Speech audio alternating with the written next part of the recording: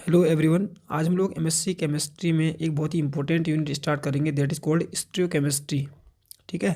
Stereochemistry में हमको क्या स्टडी करना है, पहले उसके बारे में हमको देखना पड़ेगा थोड़ा सा।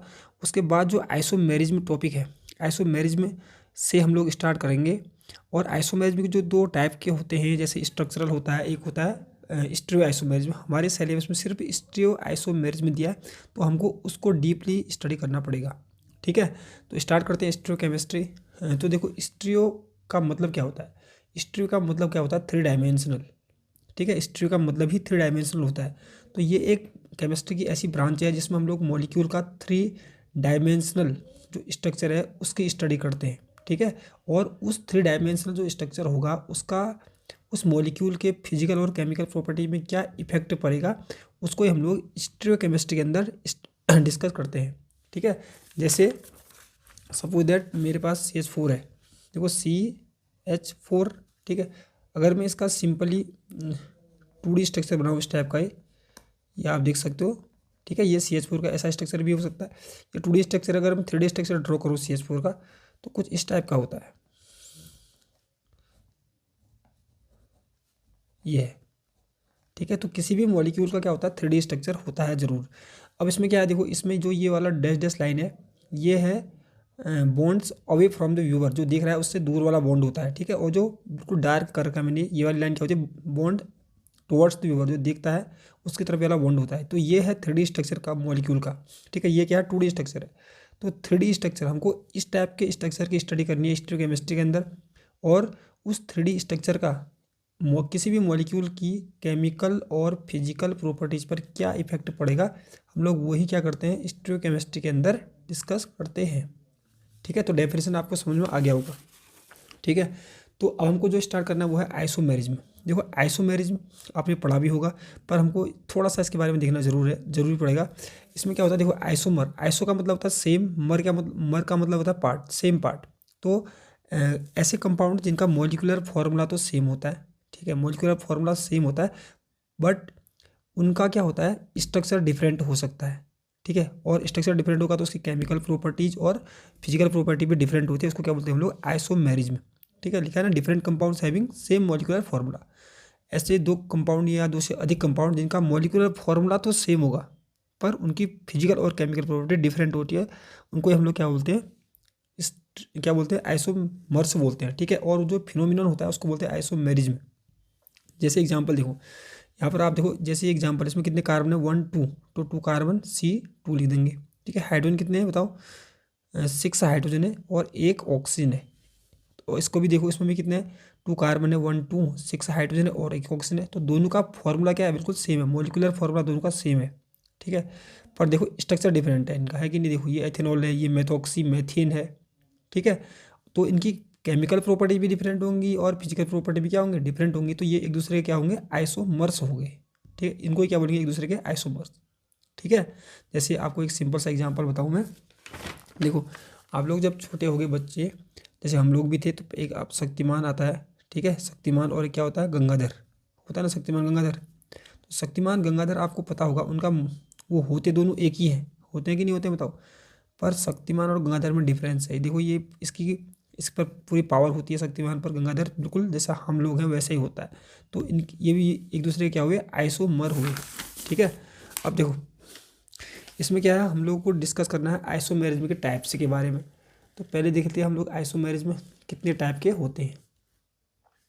यहाँ पर देखो, तो आइसोमेरिज्म वैसे दो टाइप के होते हैं, स्ट्रक्चरल आइसोमेरिज्म, तो इसको ही क्या बोलते हैं, कॉन्स्टिट्यूशनल आइसोमेरिज्म भी बोलते हैं, इतना याद रखना। और दूसरा क्या है, स्टीरियो आइसोमेरिज्म, स्टीरियो आइसोमेरिज्म और स्ट्रक्चरल आइसोमेरिज्म। ठीक है।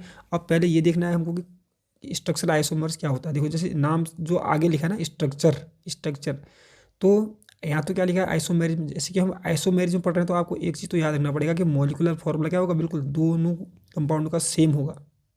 ठीक है। तो लिखा है compound with same molecular formula but different in structure, पर उनका स्ट्रक्चर क्या होगा, डिफरेंट होगा। जैसे यहाँ पर देखो, जो आगे से लिखा होता है इसमें डिफरेंस होता है, बस मॉलिक्यूलर फॉर्मूला हमेशा सेम, तभी आइसोमेरिज्म लिखा है, और स्ट्रक्चर में डिफरेंस होता है। ठीक है। अब देखो, जैसे ऊपर का एग्जांपल आप देख सकते हो, ये वाला एग्जांपल, इसमें भी आप देखो इसका स्ट्रक्चर अलग होता है, एथेनॉल का इसका स्ट्रक्चर अलग है। तो ये भी क्या हुए, स्ट्रक्चरल आइसोमर्स इसको हम लोग कह सकते हैं। ठीक है, अब इसमें कॉन्स्टिट्यूशनल आइसोमेरिज्म इसको क्यों बोलते हैं, क्योंकि जो जो ये आइसोमर होते हैं इनमें क्या होता है, कनेक्टिविटी में डिफरेंस होता है। देखना कनेक्टिविटी क्या होती है, सपोज करो मेरे पास एन ब्यूटेन है, C4H10 है। ठीक है, तो देखो CS2 ये क्या है, CS3 ये है ना, एक तो इसको ऐसे लिख सकते हैं। अब देखो दूसरा, इसी का हमने क्या बनाना है, एक आइसो ब्यूटेन बना देते हैं, CS3 ये देखो। अब देखो फॉर्मूला दोनों का सेम है, इसमें भी 4 कार्बन है, 1 2 3 4, इसमें भी 4 कार्बन है। ठीक है, हाइड्रोजन भी देखो कितने कितने 10 हाइड्रोजन है, यहाँ पर भी 10 हाइड्रोजन है। तो दोनों के दोनों क्या हो, एक दूसरे के आइसोमर हो, एक दूसरे के आइसोमर है। पर इनको देखो, इसमें देखो CS3 के साथ क्या जुड़ा है, CS2 के साथ क्या जुड़ा है, CS3 के साथ क्या जुड़ा है, CS2। तो इसमें कनेक्टिविटी देखो, कनेक्टिविटी मतलब इसमें देखो CS3 के साथ क्या जुड़ा है, CS जुड़ा है, CS3 के साथ क्या जुड़ा है, CS जुड़ा है। अब CH के साथ क्या जुड़ा है, दोनों साइड CS3 और CS3। तो यहाँ पर देखो इसमें कनेक्टिविटी डिफरेंट है, इसमें कनेक्टिविटी डिफरेंट है। यहाँ पर कार्बन के साथ CS2 जुड़ा है, देखो यहाँ पर इस कार्बन के साथ CS2 जुड़ा है, पर यहाँ पर देखो CS3 के साथ CS। तो आप देख सकते हो कि दोनों के दोनों आइसोमर क्या बिल्कुल सेम है।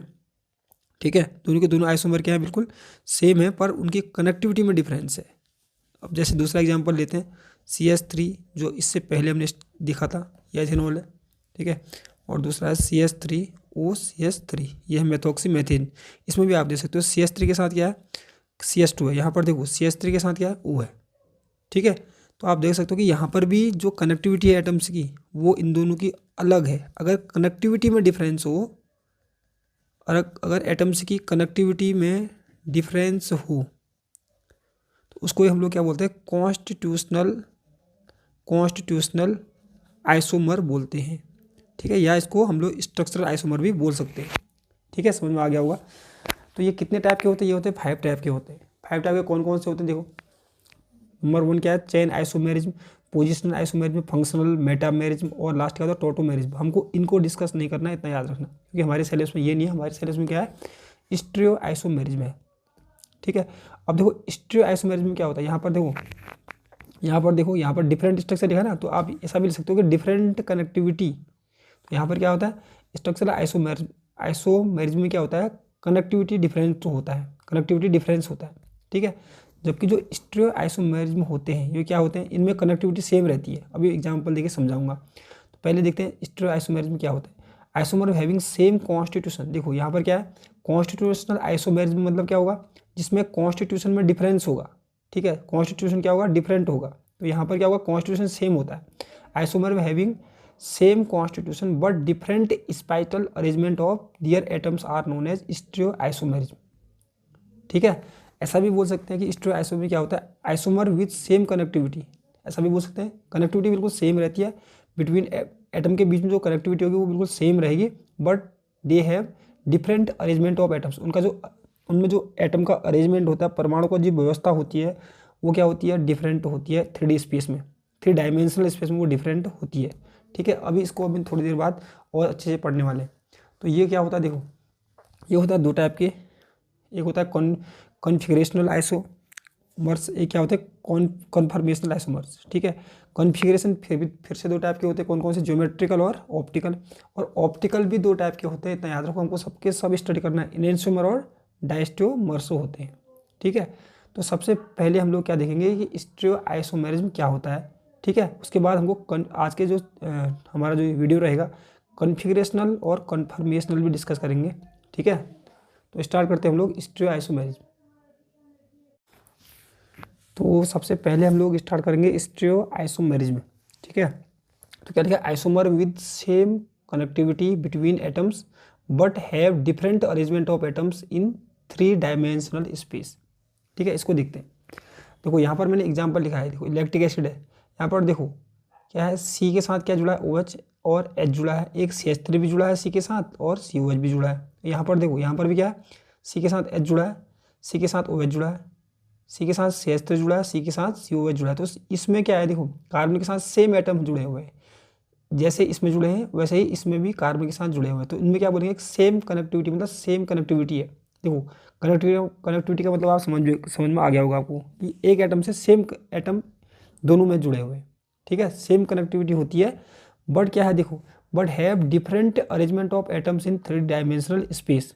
अब यहाँ पर देखो ये जो OH है, OH किस साइड है, राइट साइड में है, ठीक है, इसमें देखो OH किस साइड है, लेफ्ट साइड है, ठीक है। तो इनका जो अरेंजमेंट है देखो, एटम्स का जो अरेंजमेंट है, इसमें H किस साइड है, लेफ्ट साइड है, इसमें H किस साइड है, राइट साइड में। तो इसमें जो एटम्स का अरेंजमेंट होता है 3D स्पेस में वो डिफरेंट होता है, पर कनेक्टिविटी सेम रहती है। जबकि स्ट्रक्चरल आइसोमेरिज्म में क्या था, या कॉन्स्टिट्यूशनल आइसोमेरिज्म में क्या होता है कि वहाँ पर कनेक्टिविटी डिफरेंस होता है, ठीक है। यहाँ पर क्या कनेक्टिविटी सेम होगी, पर जो एटम्स होंगे या ग्रुप्स होंगे किसी भी एटम के चारों तरफ, वो उनका जो अरेंजमेंट होगा वो 3 डायमेंशनल स्पेस में डिफरेंट होगा, ठीक है। जैसे यहाँ भी देख सकते हो आप, ये एग्जांपल लिया है, इसमें देखो जो OH है वो किस साइड है, ये लेफ्ट साइड में है, ठीक है। इस साइड देखो किस में, राइट साइड में।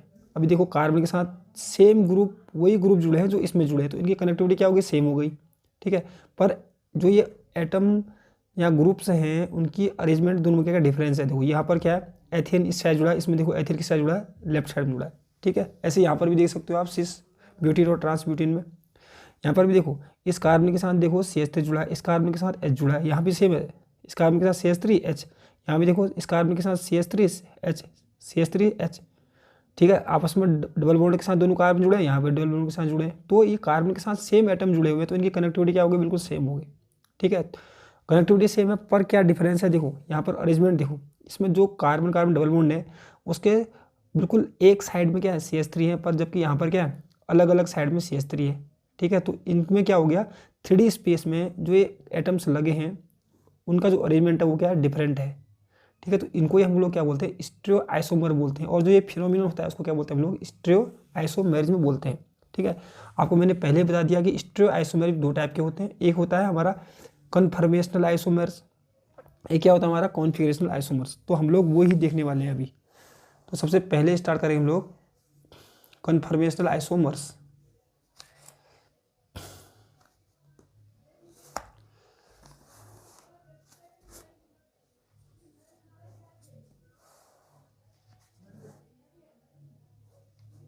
तो देखते हैं सबसे पहले कन्फर्मेशनल आइसोमर। सबसे पहले देखो मैं शॉर्ट में आपको बता देता हूँ, ऐसे आइसोमर जो एक दूसरे में इंटर कन्वर्ट हो जाते हैं।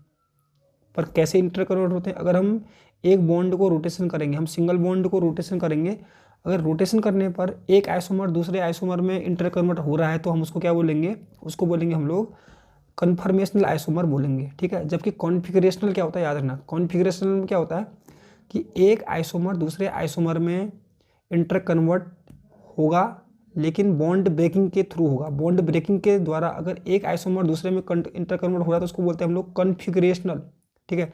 जबकि कन्फर्मेशनल आइसोमर में क्या होता है, एक आइसोमर दूसरे में इंटर कन्वर्ट सिर्फ बॉन्ड रोटेशन के थ्रू ही हो जाएगा, ठीक है। तो यहाँ पर लिखा है these are the stereoisomers in which the isomers can be interconverted just by rotation of single bond. आपको समझ में आ गया होगा, जैसे ये एग्जाम्पल दिया है, ठीक है। यहाँ पर देखो ये हमने न्यूमैन जो प्रोजेक्शन है उसके थ्रू ड्रॉ कर रखा है, इसके बाद हम लोग पढ़ने वाले हैं वो भी क्या होते हैं करके। यहाँ पर देखो इसके और इसके इस CH3 और CH3 के बीच में कितना एंगल है, 60 डिग्री एंगल है, ठीक है। अब मुझे इसको इसमें कन्वर्ट करना है, तो कैसे कन्वर्ट करूँगा बताओ। मैं आगे वाला जो CH3 है, ये वाला CH3 H और H ये तो फिक्स कर दिया मैंने, देखो CH3 H और H फिक्स कर दिया, ठीक है। अब देखो मैंने इसको रोटेशन किया, इसको सिर्फ 60 डिग्री रोटेशन किया, तो ये वाला 60 रोटेशन करने पर कहाँ पहुँच जाएगा, इसके पीछे, ठीक है। ये कहाँ पहुँच जाएगा, इसके पीछे, ठीक है। ये कहाँ पहुँच जाएगा, पीछे वाला, ये वाला इसके पीछे पहुँच जाएगा। तो देखो ये चले गया, ठीक है। तो अब मुझे इसको इंटर कन्वर्ट का मतलब क्या होता है, ये इसमें चेंज होगा, ये इसमें चेंज होगा। तो देखो इसको अब मैंने इसको इसमें चेंज करना है, तो क्या करूँगा मैं, 60 डिग्री रोटेशन करूँगा उल्टा। तो 60 डिग्री रोटेशन करने पर ये इसमें यहाँ पर चले जाएगा, ये वाला पीछे वाला H यहाँ आ जाएगा, ये वाला H यहाँ आ जाएगा। तो देखो ये और ये सेम बन जा रहे हैं, सिर्फ एक बॉन्ड के रोटेशन से बन जा रहे हैं। तो ये दोनों एक दूसरे क्या हुए, इनको क्या बोलेंगे हम लोग, कन्फर्मेशनल आइसोमर, क्योंकि ये इसमें कन्वर्ट हो जा रहा है और ये इसमें कन्वर्ट हो जा रहा है, सिर्फ बॉन्ड रोटेशन के थ्रू हो जा रहा है, ठीक है। अब इसमें क्या होता है, देखो for inter conversion the energy required is very low. अब क्योंकि इसको इसमें चेंज करना है या इसको इसमें चेंज करना है, तो कन्फर्मेशनल आइसोमर में क्या होता है, अगर एक दूसरे में इंटर कन्वर्ट तो हो जाते हैं पर वो इंटर कन्वर्ट होने के लिए एनर्जी की भी ज़्यादा ज़रूरत नहीं पड़ती है और वो रूम टेम्परेचर पर अवेलेबल होती है। तो एक आइसोमर दूसरे में और दूसरा वाला पहले वाले में ईजिली क्या होता है, ईजिली इंटर कन्वर्ट हो जाता है। ठीक है, these can not be separated, ये सेपरेट होते नहीं है क्योंकि क्या होगा, देखो सेपरेट कब होंगे, सेपरेट क्यों नहीं होंगे, क्योंकि एक दूसरे में फटाफट क्या होता है इंटर कन्वर्ट होते रहते हैं और रूम टेम्परेचर पर ही इंटर कन्वर्ट हो जाते हैं, तो इनको सेपरेट करना थोड़ा मुश्किल होता है। ठीक है, these are also called flexible molecules, इनको फ्लेक्सिबल, यहाँ पर मैंने लिखा आपको दिखने रहता है अभी तक, these are also called flexible molecule, इनको हम क्या बोलेंगे, फ्लेक्सिबल मॉलिक्यूल भी बोलते हैं। ठीक है, तो आपको कन्फर्मेशनल आइसोमर के बारे में समझ में आ गया होगा। ठीक है, अब हम लोग देखेंगे कि जो कॉन्फिगरेशनल आइसोमर है वो क्या होते हैं। तो अब हम लोग देखेंगे कन्फिगरेशनल आइसोमर्स। देखो, these are the stereoisomers that cannot be converted into one another by rotating the molecule around a single bond। एक आइसोमर दूसरे में सिर्फ सिंगल बॉन्ड के रोटेशन से कन्वर्ट नहीं होते हैं, वो क्या होते हैं, कॉन्फिगरेशनल आइसोमर होते हैं। ठीक है, इसमें क्या होगा फिर, अगर सपोज करो हमको एक आइसोमर को दूसरे में इंटर कन्वर्ट करना है, ठीक है, पर वो रोटेशन के थ्रू इंटर कन्वर्ट नहीं हो रहे हैं, तो कैसे इंटर कन्वर्ट होंगे, तो हमको इंटर कन्वर्ट करने के लिए बॉन्ड ब्रेकिंग करना पड़ता है। These isomer can be converted into one another by breaking of bonds. ठीक है, वो सिर्फ एक दूसरे में इंटर कन्वर्ट होंगे बॉन्ड ब्रेकिंग के थ्रू ही होते हैं। ठीक है, तो उनको क्या बोलेंगे, कॉन्फिगरेशनल आइसोमर। जबकि कन्फर्मेशनल में क्या था, एक दूसरे में इंटर कन्वर्ट होते हैं बाय सिंगल बॉन्ड रोटेशन। ठीक है, यहाँ पर क्या करना है, बॉन्ड ब्रेकिंग करना पड़ेगा। अब देखो, जैसे सिस ब्यूटेन लिखा है, ट्रांस ब्यूटेन लिखा है, ये भी क्या होते हैं, कॉन्फिगरेशनल आइसोमर होते हैं। अब यहाँ पर देखो, आपको सिस को आपने ट्रांस में चेंज करना, तो कैसे चेंज करेंगे बताओ भाई, रोटेशन तो होगा नहीं यहाँ, क्योंकि डबल बॉन्ड है ना, रोटेशन नहीं होता। तो हमने क्या करना पड़ेगा, ये तो फिक्स है, यहाँ पर देख सकते हो, इस बॉन्ड को ब्रेक करना पड़ेगा और इस बॉन्ड को भी ब्रेक करना पड़ेगा। इस बॉन्ड ब्रेक करने के बाद यहाँ पर जोड़ना पड़ेगा और इसको यहाँ पर जोड़ना पड़ेगा, तो बॉन्ड ब्रेकिंग करना पड़ेगा, जिससे सिस भी क्या बन जाएगा, ट्रांस बन जाएगा। ऐसे ही अगर हमको ट्रांस को सिस में करना है तो हमको क्या करना पड़ेगा, बॉन्ड ब्रेकिंग करो, फिर इसको वहाँ जोड़ो, इसको यहाँ जोड़ो, तो ट्रांस भी किस में कन्वर्ट हो जाएगा, सिस में कन्वर्ट हो जाएगा। पर बॉन्ड ब्रेकिंग के थ्रू हो रहा है, तो इसलिए क्या बोलेंगे इन दोनों को, ये दोनों क्या है, कॉन्फिगरेशनल आइसोमर है। ठीक है, अब देखो, बॉन्ड ब्रेकिंग करना पड़ रहा है, सिंगल बॉन्ड ब्रेकिंग करना पड़ रहा है। अगर बॉन्ड ब्रेकिंग करना पड़ता है, और ये बॉन्ड कौन सा है, सिग्मा बॉन्ड होता है, और सिग्मा बॉन्ड को ब्रेकिंग करने के लिए ज़्यादा एनर्जी की रिक्वायरमेंट पड़ती है। तो क्या होता है, high amount of energy is required for inter conversion and not available at room temperature. ठीक है, अब ये क्या होते हैं, एक दूसरे से सेपरेट हो सकते हैं, क्योंकि ये इसमें और ये इसमें इंटर कन्वर्ट इजीली नहीं होते, बॉन्ड ब्रेकिंग करना पड़ता है, उसके लिए लार्ज अमाउंट ऑफ एनर्जी चाहिए। अगर ऐसा होता है तो हम लोग इन दोनों को सेपरेट भी कर सकते हैं, क्योंकि टाइम लगाएंगे ना, एक दूसरे में कन्वर्ट होने में बहुत टाइम लगाएंगे, तब तक हम लोग इनको क्या करेंगे, सेपरेट कर सकते हैं। और these are also called rigid molecule. ठीक है, तो ये हो गया हमारा कन्फर्मेशनल और कॉन्फिगरेशनल आइसोमर। हम लोग नेक्स्ट वीडियो में हम लोग इनेंशियोमर और डायस्टोमर के बारे में डिस्कस करेंगे।